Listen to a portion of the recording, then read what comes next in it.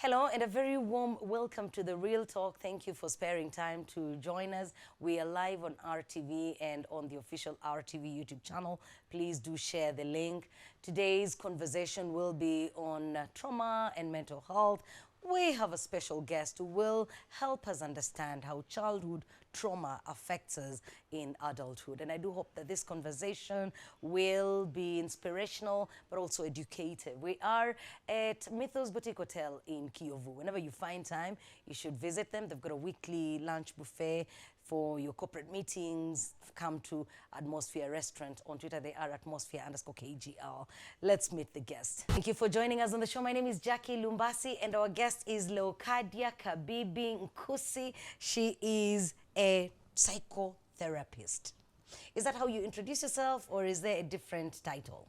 I wish I had another way of doing it, but yes, that's the acceptable way. That's the acceptable way? I am a psychotherapist. Yes. But I've been wearing so many hats. All right. Over time. Over time. Would love to know those hats. Thank you for honoring our invitation, and we're all excited about learning from your many years of experience.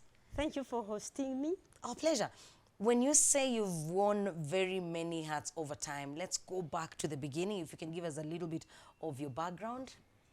Yeah, my background is a little bit long. You need a longer time to go through it. But I try to see how I can sum it up. Exactly. I started as a teacher in my young formation age. Around 21 I was a teacher. Primary school or secondary? Primary school in Uganda, they called us the grade 3s. That time it was, you know, it was a little bit lower than a diploma, but you had a certificate after O-level. So after O-level, you get a certificate, a teaching certificate. For teaching, okay. And you do the training for 2 years. So I did that, and I liked it. I liked teaching. It wasn't by any accident or lack of what I should have done. Yeah. But I went into teaching because I loved children. Because you loved children. Yes. So I taught for 10 years. Wow. Which was really very interesting in different schools. But then what I went to do was also part of the children. I was seconded by Minister of Education then in Uganda. That was after teaching for the 10 years. Yes. You wanted to progress. You wanted to move to the next level. I was invited by a friend of mine who was my teacher in secondary school at Maryhill High School. Wow. I say it with pride. Oh God, I know you Maryhill girls. You really love yourselves. Yes. Yes. So she wanted me to do that project, which was going to help children get sponsorship to continue their school education. And this was after a number of wars in Uganda, as you might know, especially the biggest being 79, which really devastated the whole country, economically, everything, social setups.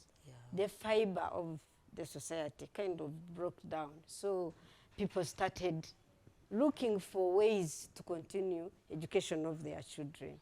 So one of them, this teacher, who I will never forget, Mary Moran, she used to be a nun, but later on she went to be on her own as Mary Moran, started a project to help those children. She had started earlier on in a low pitch, and then wanted to do it at a really bigger scale. So with support of the ministry. Yes. So then invited me. She wanted to go to continue her education in the States. So I started what is known today St. Francis Family Helper Project. But right now, as we talk, it has a university branch, which is called St. Francis Counselor Training Institute. Started it started off as a small project, very started small. by Mary. Now, yeah, it's very big. Wow. It started, it is, I think, still affiliated to Nkozi University. And that is actually where I did my first training as a counselor. Oh, beautiful. So when Mary invited you, did you go into her project as a teacher or I just went as a project administrator. Okay. That time you stopped teaching. I stopped teaching because I was seconded. I didn't break the contract, as they say. It was, they call it being not affiliated. How do they call it? They second you. You are seconded to do another job, which was also focusing on children. So the contract stands? Yes. Okay. So I did that for another 15 years. Oh my goodness. So I want to cut this long story short, because there are more interesting things to areas to cover. So when I completed my 15 years, I had earlier on been invited by the same Mary to go abroad and thank the sponsors who were sponsoring children. I went to Germany, we had sponsors from there, and just said, thank you. You did what you did. We have so many children. By then they were over 400. Some had finished university, others were in levels of secondary school. So I was only being able to meet them and meet them in person and say, you had a photograph, but I'm representing so many children. You changed their lives, and you deserve to hear it from me that it was a thank you. So on coming back, Mary said, you have done a very good job. So she asked me what I would have loved to do if I got an opportunity, the kind of gift from her. I said, you know what? I want to continue education. So she offered to pay for you? Yes. What were you going to study? I wanted to do psychology. So that's how I started small, because as a teacher, you already know a little bit of psychology, so that was an attraction. So I did psychology. Because I was going to ask you what then motivated you. Why did you pick psychology? Because we were learning educational psychology. You have to know child developmental milestones and challenges. So I wanted to deepen it, to take it at a deeper level. So I started as a counselor, and I was doing it monthly, 2 weeks in a row in a month. So I did that and earned a diploma in counseling offered by the University of Uganda Matters University. I don't know whether you know. I know it. Oh, yes. Yeah. So when I got that, then I entered into the world of counseling. There was a lot of need, but I didn't start counseling per se, as I will explain. I'm sure you really want to know what counseling is. Exactly. You know, we talk about it, but on the surface. Yeah. And now, for me, my excitement today is that probably we will go deeper and try to demystify it. Because even when we talk about counseling, from my school days, most of what I know is guidance and counseling, career guidance and counseling. So it will be nice for you to enlighten us on that. Yeah, I'm going to put it out for you. And in a simple language. In a simple language. But let me first show you how I continued with it at different levels. So at a diploma level, you are a counselor. Meaning that you are taught basic counseling skills, meaning that you learn how to listen better to another person. You learn how to be present with the person who is going through pain and be able to give her the support she needs. So you learn how to listen. Deep listening, because healing starts when you feel listened to. A lot of people coming into counseling have never been maybe even listened to. They are told what to do. They are being fixed. Oh, if you have a problem, go do this and that. Then all will be well. But in counseling, we don't do that. You are there and reassure the person of her confidentiality, which is an ethical issue. Because we believe that every human being deserves a level of confidentiality. If I have a problem, I don't want to find it at the streets. Yeah. Because you don't want to tell one person and meet 7 people who are already aware of that. You know that. So that's what counseling is about. Confidentiality, unconditional positive regard, meaning that I receive you for who you are, not what I want you to be. Because if you are going through pain, if you have problems, whatever you used is what was available to you. Yeah. You would have done differently if you knew better. Leocadia, let me ask, from your experience, do people willingly walk out of their homes to seek counseling services, or is it easier when they have walked into a medical facility and they have seen a sign indicated counseling, or when they come to you for one need and then you start talking to them and you reach a certain point where they're now opening up and they're crying? Which scenario is most prevalent? It depends where you are speaking from. Different cultures, the way they were socialized, make it either hard to seek help or they can readily seek help. What do I mean? You've been in this country. This is a resilient society. You don't simply wake up and you are resilient. It's the way you were socialized. It's the way you were brought up. It's how a child is brought up by either a family or a community.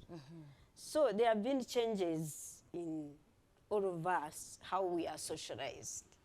So Rwanda culture is very beautiful. I'm not saying that because I'm part of it, but it has, I think I'm very proud even today, having gone through so many things. When I look back, I say, wow, our people were very, very enlightened. They've come a long way.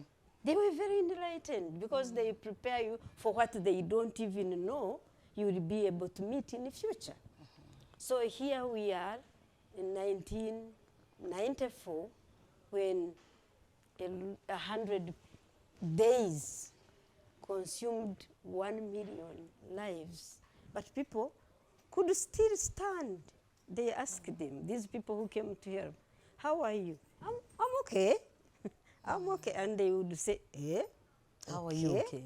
How are you okay? How are you okay? I'm okay.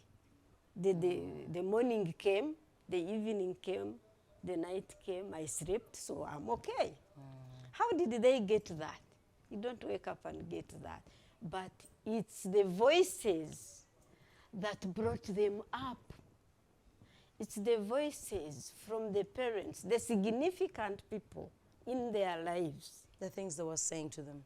That we're saying to them. So the voices you hear when you grow up can either make you look at life with different lenses. The life of saying, oh, we are finished. Oh, what is this? We are finished. And later on, I even learned from psychology that what you give your mind, it gives it back to you. Now that you're talking about the voices and the impact that they have later on in our lives, I think this will be the right time for me to bring childhood trauma. Exactly. And how that affects us in old age. Because we talk about trauma, but sometimes it's treated like an alien thing. And when someone talks about childhood trauma, we're all like, what are you saying? We're all brought up the same way. What are you saying that it affected you differently? I was beaten by my parents. I was abandoned by such things. So, Jackie, thank you for asking that. I have so many definitions. I have definitions I learned as a psychologist. I didn't complete I later on continued to be at master's level in counseling psychology, meaning that on top of the counseling, I added psychology to become a psychotherapist. So what does that mean? This is, I'm going to give a definition in different ways. Please in our context, and That's then most important. what the books say, which is also very beautiful, because you need a banking to be able to say what I'm going to say. You need to know a lot of theories. We learn a lot of theories, and then we are encouraged to download all those theories and come out with tools and theories in the context of the client you have. So give us those definitions. So by definition, what they used to call DSM-4, DSM-5, Diagnostic Statistical Manual, according to the American psychology or whatever they call it, which we learned in school. So they have a classification.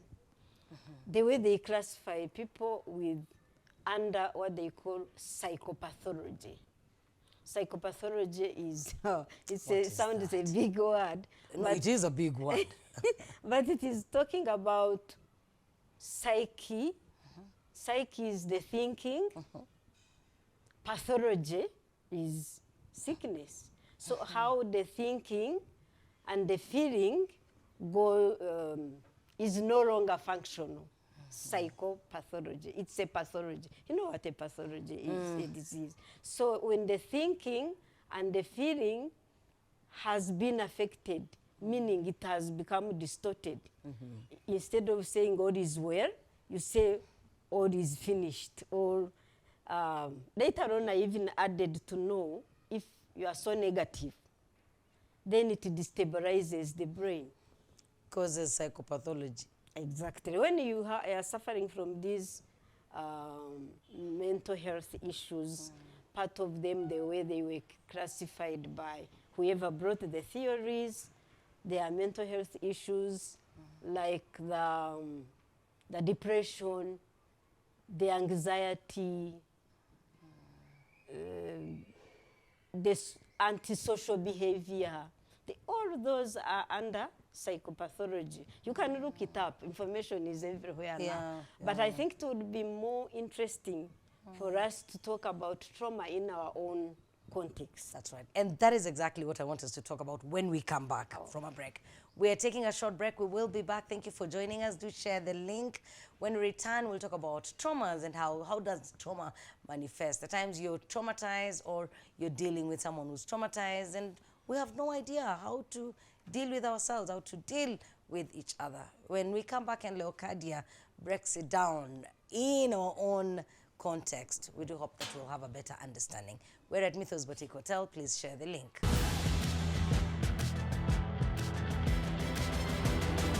Welcome back. This is The Real Talk. Our guest is Leocadia Kabibi. She is a psychotherapist.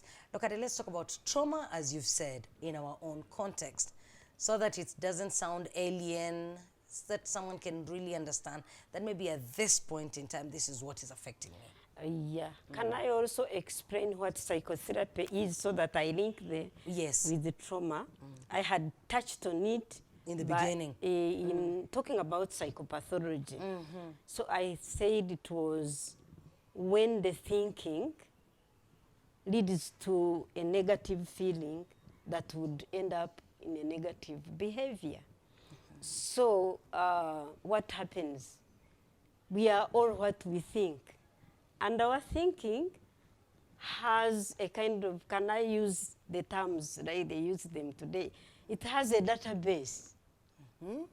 The thoughts are coming from a database which is connected to how you grew up, which is stored in our subconscious. Have you ever heard of the name of subconscious? Yes, I have. So the subconscious, you don't even know when it starts. You know, my mouth is open because, as you've said, the database and the fact that it's all coming from one place, there's one source. Yes. And this source goes way back to our childhood. Back to the way you were formed in your mother's womb, sorry. Interesting. Because that cell that came from your man and the egg that made a zygote was carrying information with itself.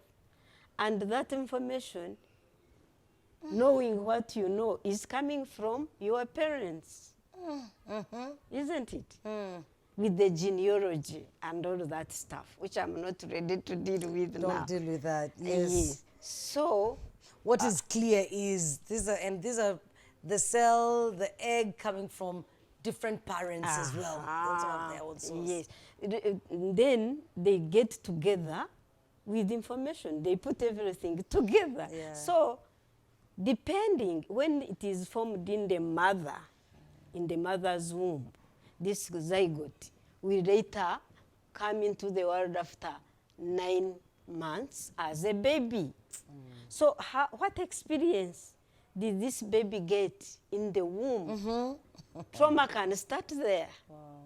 If the mother is being harassed, is just living in domestic, how do you call it? Domestic violence. During the pregnancy. If the environment is so hostile. I mean, you have a good example. Those who were in the womb during the war. That running, those shootings. Mothers are they're running for their lives, trying to save themselves and the pregnancy they're carrying. So the baby, it goes without saying they are sharing what the mother is going through. Not necessarily the war, even the hardships, the poverty, the behavior of the husband, who would be the daddy's, the baby's dad.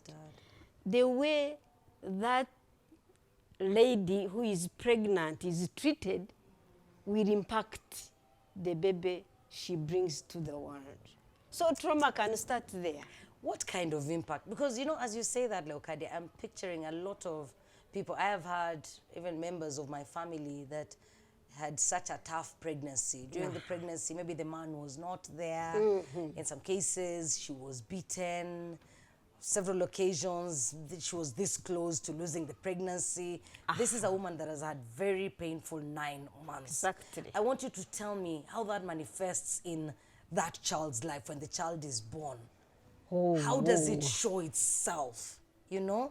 Because I believe even for a lot of women, when they're going through this, I want to think very few of them have little understanding of what impact it has on the baby they're carrying. It does. I mean, they don't. How do they know? But now we know better. You know, the baby these days, they are being pampered by the dad. Oh, good morning. At least, good morning. And they bring the siblings to say good morning. Mom said, oh, my beautiful, you are doing well. You are doing great. You think that baby will come into the world like the one they are kicking the mother, like he's running for safety, like he's starving, doesn't know how the day will end. Do you think they have the same experience? Honestly, for the longest time, I thought they do. Because to me, a baby's life starts on the day they are born. That's what I've always assumed. A few times interviewing people and reading. You have a lot to learn. I have a lot to learn, surely. You have a lot to learn because I'm just thinking, and 2 children born, one born in a very happy place, another one struggling. But I'm thinking they both are coming to this world on a clean slate. It starts from the first minute they are born and they cry. Wow, I have news for you. Give it to me. Because you imagine, have you ever had the babies who are born drunk? Why are they drunk? They are drunk because the mother drank. No way. It's true. It's true. They even come. Have you ever seen someone really who has drunk completely, who they would call an alcoholic? I have. Yeah. What kind of physical signs does he have? Oh, man. Or she? Yeah. So weak, that baby, emaciated. Yeah. That baby will have low birth weight.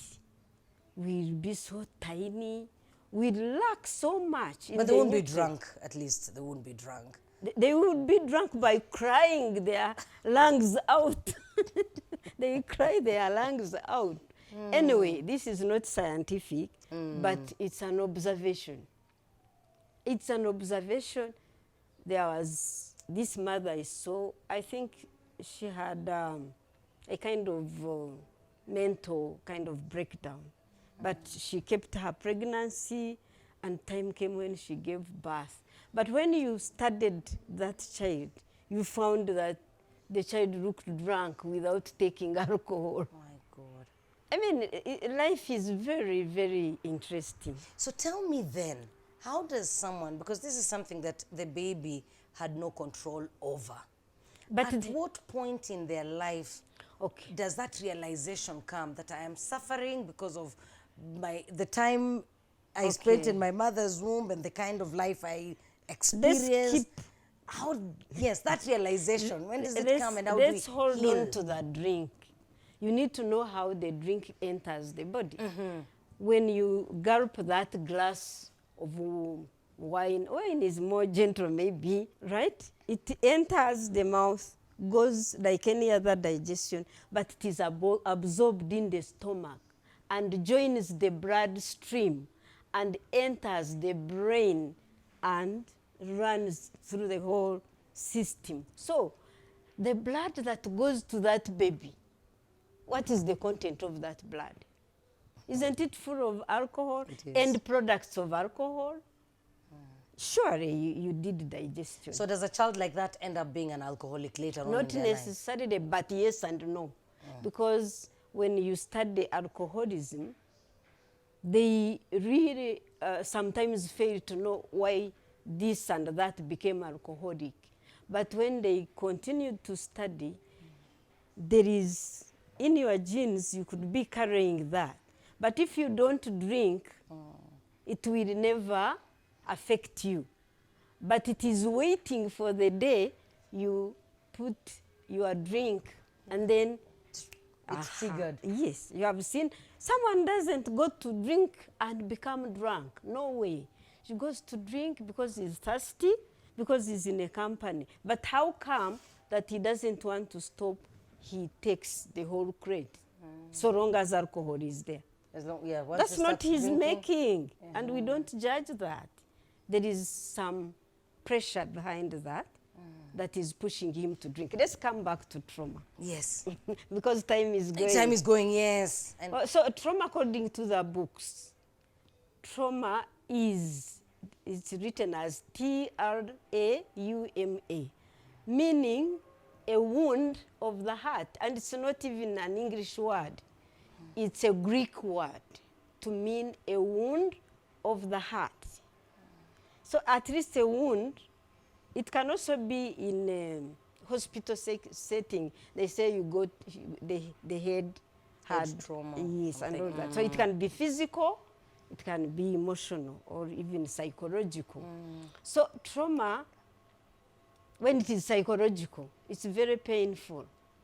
Because at least a wound on the surface, you can, see how to soothe it. You can see what to apply. But we imagine a wound in the mind where you don't touch. You don't touch. Yes. So how does it come?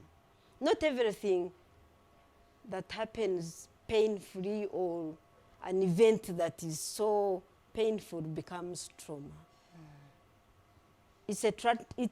Trauma is not the traumatic event. No. What is it? It is what happens inside of you because of the event that has happened to you. Right? Trauma is what happens inside of you. Inside of a person because of the event that has happened. And it doesn't end there. Also, how the person perceives what has happened. So let us use actual events. Yes. There is a woman who is pregnant. And when the fetus is 5 months in, she suffers a miscarriage. Is the miscarriage the event that causes a certain feeling inside her? No, do it properly, because So yeah, remember this. You Yes. use yours, because I want you to make me understand No, what let that me tell event you, is. the If you can event. use the actual ones, Let's use the obvious one. please. The genocide against the Tutsi. Okay, Yeah? that's an event. So if trauma was what happens to you, everybody would have been highly, highly traumatized. But wasn't the case. Some were, others were not. Some could not get on with their lives, others got on with their lives. Why? I said trauma is not the event, it's not the war, it's not the shooting.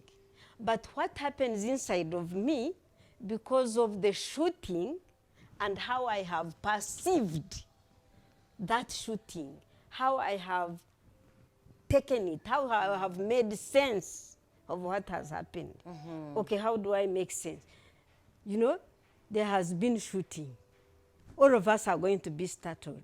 Yes. But then, for you, you say, I'm going to run. Away from the shooting. Yes, but for me, I might say, let me make sense of what is happening. Let me even go towards it and see what's happening there. Yeah, and who's been shot? I'm curious. My heart is open to understand. And I'm ready to embrace what has happened.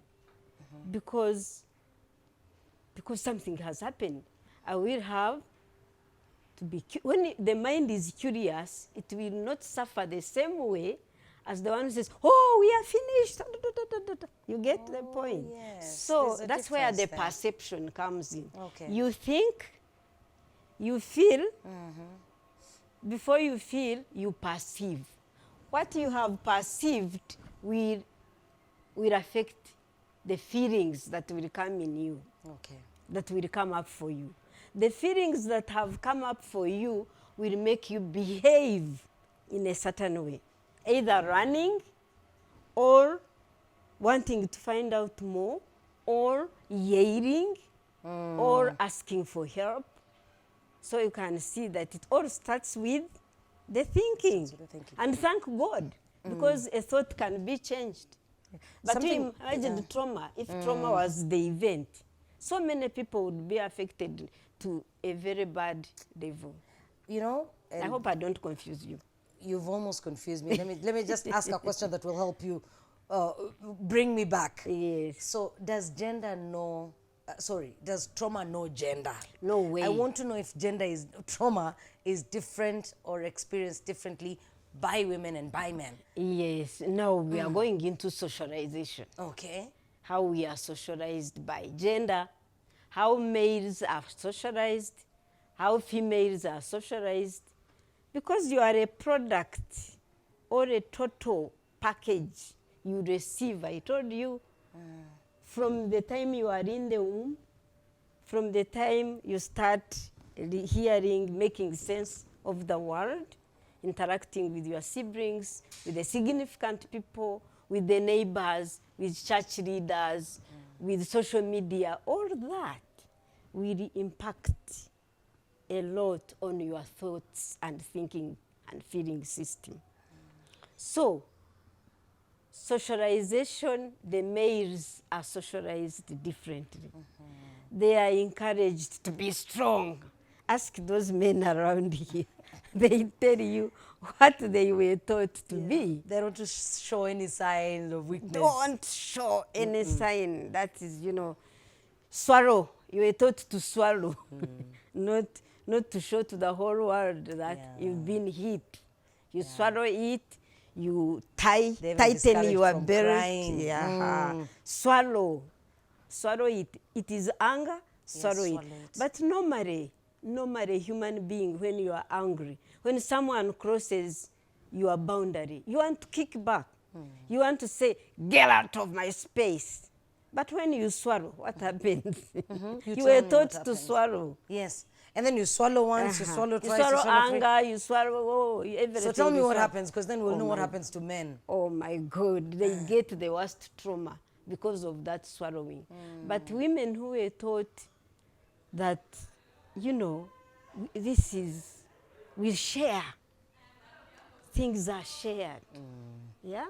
You get someone to listen to you. You don't tell the whole world, but at least you have someone to listen to you to make life a little bit easier. You cry, and you cry it out, and you feel a little better. The chest will not be suffocated if you cry, right? We are taught as females to be emotional people.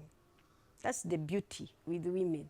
They heal faster. Women seek counseling more than men, from Of your course, experience? of course. They seek counseling. The majority of my clients are women. Women. Out of 60, you get like 3 men. Why? You think men don't have problems? They have problems. So now as a counselor, if you're going to help the woman, and then she's going back home to a man who has not been helped, a man who has not sought help, doesn't he affect her healing? It does. It does. But for me, what I do right now with the modern world, I teach you to be you. I bring you to your notice that, you know, you came to this world. Yeah? If you believe in the story of creation, you were created in God's image. Were you created with a man, or it is you? There is no female or male when God was creating. Each one was given, you are a female. Biologically, those are biological constructs, right? Yeah. But we were all created in the higher power, whatever God of your understanding, and that's the image we have. So when I have this image and you come to Leocadia, I listen to you, you give me your story, and then I say, where are you in the big picture? Don't you think you lost you? Yes, true. I lost me. And once they sit that, I know they have had. I lost me while thinking about the boyfriend, the husband, the children. Where are you in the big I picture? lost me. I lost me. So before you go to fix others, first fix you, right? Look at the way you think. What kind of perception, what kind of feeling, and the kind of behavior. Are you yelling at people and later on yell at yourself? So when you take an individual to first look for himself or herself, you are starting on the right footing. You can't give what you don't have. It's impossible. If you don't understand you, if you don't love you, what will you give the man? Men are always the ones we give love. But will you give what you don't love? No. What you don't What have. you don't have, you can't. So for me, you come, we journey together if you are decided to have courage and look at yourself. You know, Leocadia, this is a special month for women. Yes. And from my experience and observation, women are always, you use the term fixing, they're always trying to fix others. Women are always concerned about what they give to the man, what they give to the children. They're always about the best of me goes to the other people. They are and then givers. They are givers. So talk to me and the woman that is watching about self-care, because as you've said, you can't give what you don't have. So what should this woman do so that she has more to give, but she's keeping a good amount for herself? Because we also need her to be at her best. You cannot do that until you have defined you. Who are you? That's a good question. Ask yourself that question. Who are you? My female viewers, yes. Who are you? Whoever, whatever belief system you have, you came here in this world for a purpose. What's your purpose? What's your passion? What do you have to serve? Can you serve from, if I have a quarter glass, I'll serve from that quarter, right? If I have a full glass, I serve from that full glass. So if I say, they say in the plane, if you have ever been in the plane, when they are explaining, that they put the mask on yourself, right? Yeah. Before you can put on your baby. Why? Because you cannot You cannot give what you don't have. You can't help If you that don't help baby. yourself to stay alive, you're not going to help the So person for that you me, care for. I'm more interested in these women who really are very ready to give, even the whole of themselves. But come and have a talk with me. Let's talk and see where you are helping from. Where are you standing when you are helping? What are you looking for? What pressure do you have in this? Because some are helping for approval, to be recognized, to be thanked, to be loved, to be loved, for validation. For validation. So who gets help from that validation? Is it who? It's not you. It's not you. So turn to you, right? And know that there is a very important person here inside of you. From the time you were created, has never abandoned you, has never left you, has never cheated on you, has never told any lie against you. Hold yourself. Let's bring the generational aspect. So you have the woman that there's the great-grandmother that was just giving. Then there's the grandmother giving. There's the mother doing the same. And then there's me. And I want to break this bond. What are the steps to take for me to break this bond? Because I don't want to give until I run empty, like my mother did or my grandmother did. You have to say, so tell me what to do. I'm not a Red Cross member. I'm not a charity organization. Yes, remember the mask dichotomy.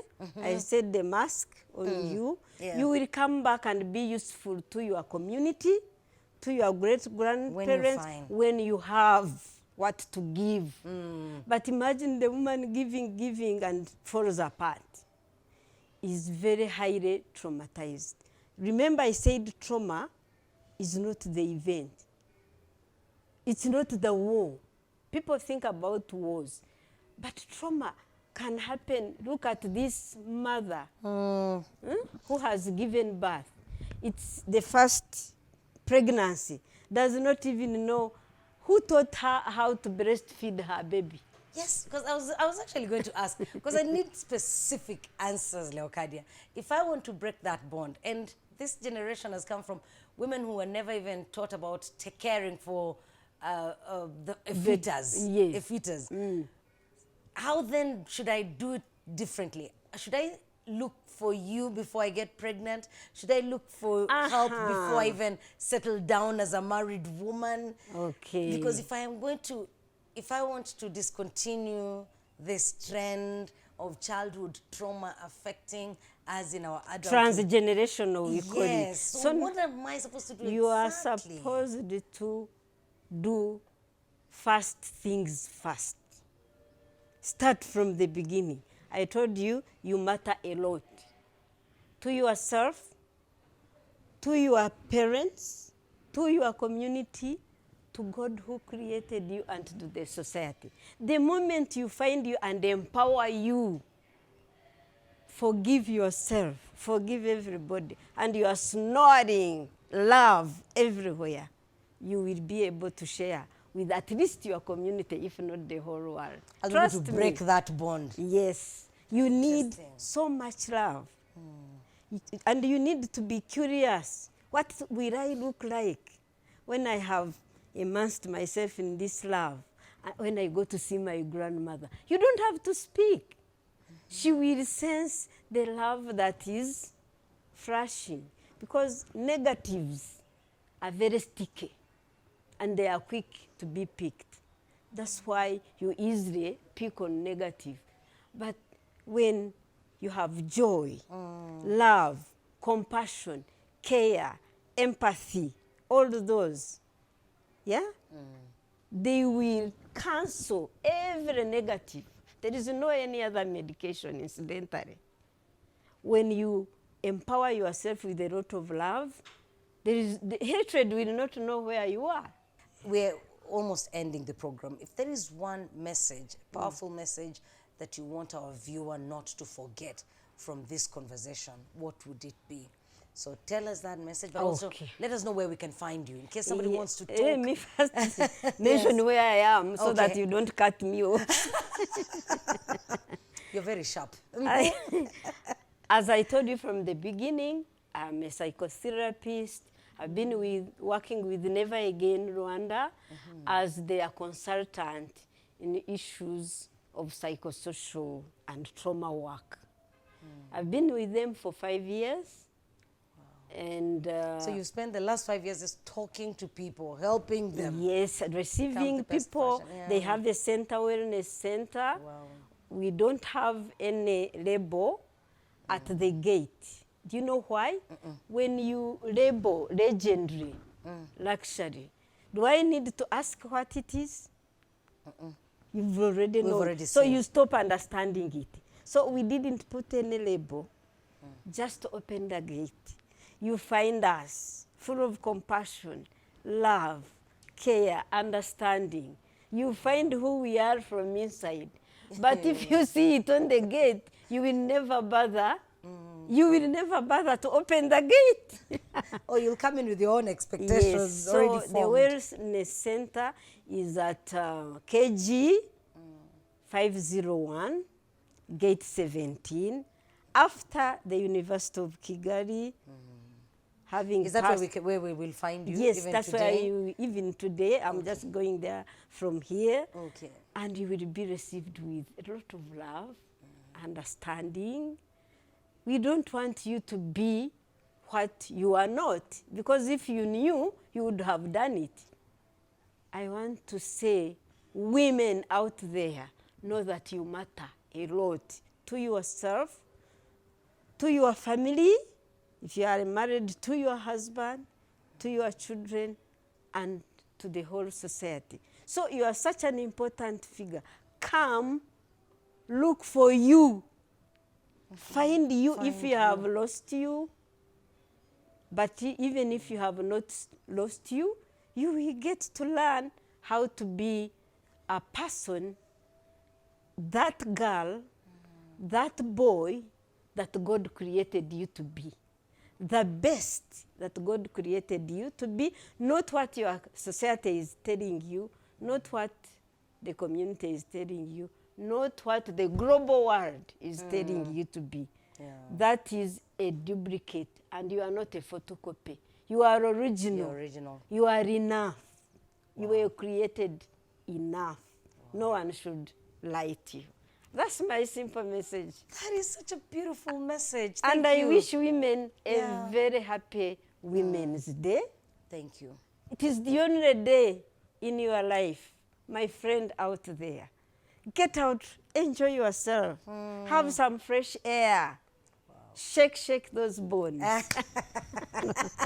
Thank you, Leocadia. Our guest today was Leocadia Kabibi Nkusi. She is a psychotherapist. And as she has said, I have enjoyed this conversation. I hope you also have. And I hope that it will help you find yourself. She has said you matter. You who's watching us, especially you, the woman, you matter to yourself, to your God, your family. And so take care of yourself. But above all, find you. And not the you that the society wants to see, but the you that God created. Please do share the link to this program. I hope that we will have as many people watch it. A big thank you to Mythos Boutique Hotel for hosting us, and you will find them on the different social media platforms. Talk to them. They'll be ready to host your event, however big or small. My name is Jackie. We look forward to seeing you again next week. You take care of yourself. God bless you.